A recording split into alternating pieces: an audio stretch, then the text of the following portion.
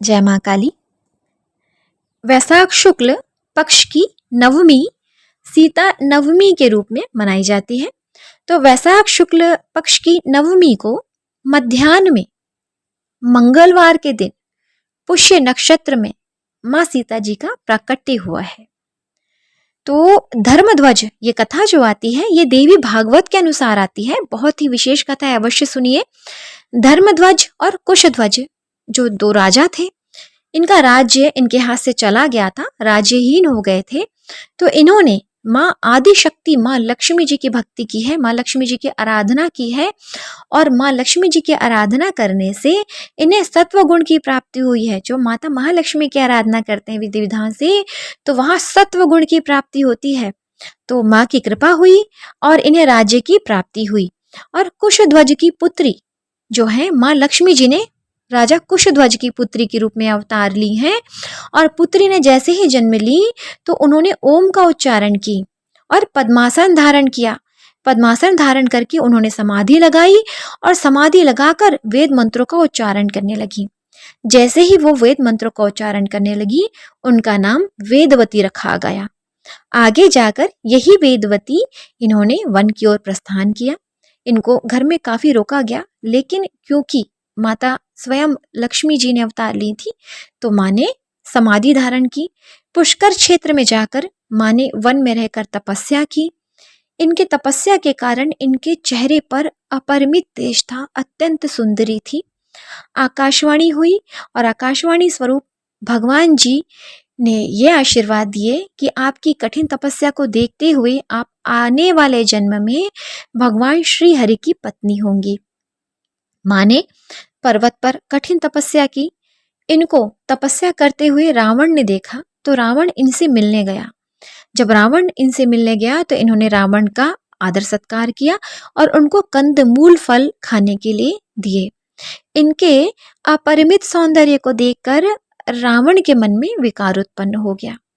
जैसे ही रावण के मन में विकार उत्पन्न हुआ, माँ ने अपने तपोबल के द्वारा ये जान लिया कि रावण के मन में विकार उत्पन्न हो गया है और ये स्पर्श करने की चेष्टा कर रहा है। तो माँ ने इसको अपने तपोबल से रावण को तुरंत ही स्तंभित कर दिया और रावण को श्राप दिया कि तूने गलत तरीके से मेरा स्पर्श करने की चेष्टा की है, तो तेरे विनाश का कारण मैं ही बनूंगी और मेरे ही कारण तेरा और तेरे सारे कुल का विनाश हो जाएगा। ऐसा कहकर माँ वेदवती ने अपने तपोबल के द्वारा अपने शरीर को भस्म कर ली। तब रावण रोता हुआ उनके शरीर को लेकर गंगा जी में विसर्जित कर दिया उनके शरीर को रावण ने, और रोता हुआ ये अपने महल को लौट आया। यही माता रानी आगे जाके, यही वेदवती जो है, इन्होंने आगे जाकर सीता जी का जन्म ली है। तो मंगलवार के दिन पुष्य नक्षत्र को माँ सीता जी का प्राकट्य हुआ है। और माँ सीता जी का प्राकट्य पृथ्वी से ही हुआ है, पृथ्वी माता से हुआ है और पृथ्वी माता में ही बाद में समाहित हुई है माँ। तो पुष्य नक्षत्र था और नवमी तिथि थी, वैशाख शुक्ल पक्ष की नवमी तिथि और पुष्य नक्षत्र था। जनक जी हल जोत रहे थे और इनको एक कन्या की प्राप्ति हुई है। और हल के जो सामने वाला भाग जो होता है उसको सीता कहा जाता है।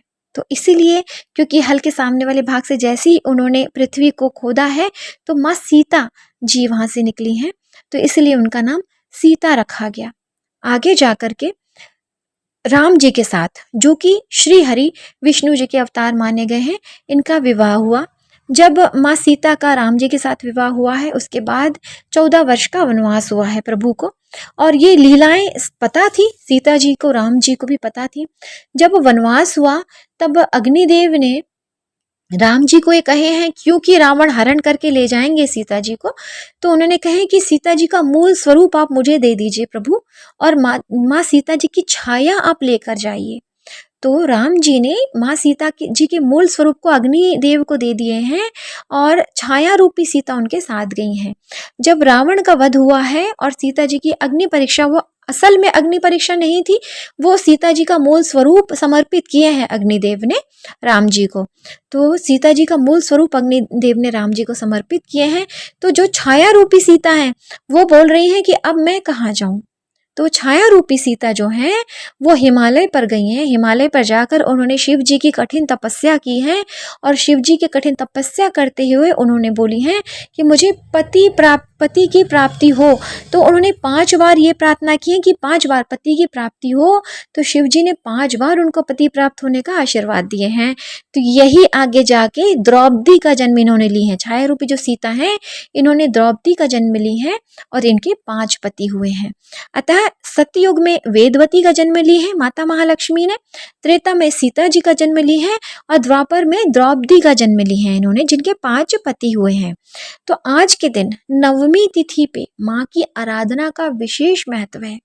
नवमी तिथि को जो भी माता आदि शक्ति, ये देवी भागवत में आता है, ये देवी भागवत की कथा है कि माता कैसे जगत जननी माँ सीता, माँ वेदवती और माँ द्रौपदी के रूप में प्रकट हुई हैं। तो जो भी नवमी तिथि को पूर्ण विधि विधान के साथ में माता आदि शक्ति, माता महाकाली का पूजन करेंगे, जाप करेंगे, सप्तशती का पाठ करेंगे, माता के 108 नामों का पाठ करेंगे, उन्हें माता महाकाली, माता आदि शक्ति का विशेष आशीर्वाद प्राप्त होगा। तो ये नवमी तिथि की विशेषता है। नवमी तिथि को ही सीता जी का जन्म हुआ है, नवमी तिथि को ही राम जी का जन्म हुआ है। इसी तरह अष्टमी तिथि को कृष्ण जी का जन्म हुआ है और अष्टमी तिथि को राधा जी का भी जन्म हुआ है। इसी तरह देवी जी नवरात्र में अष्टमी तिथि का विशेष महत्व माना गया है और नवमी तिथि का भी विशेष महत्व माना गया है। जय मां काली।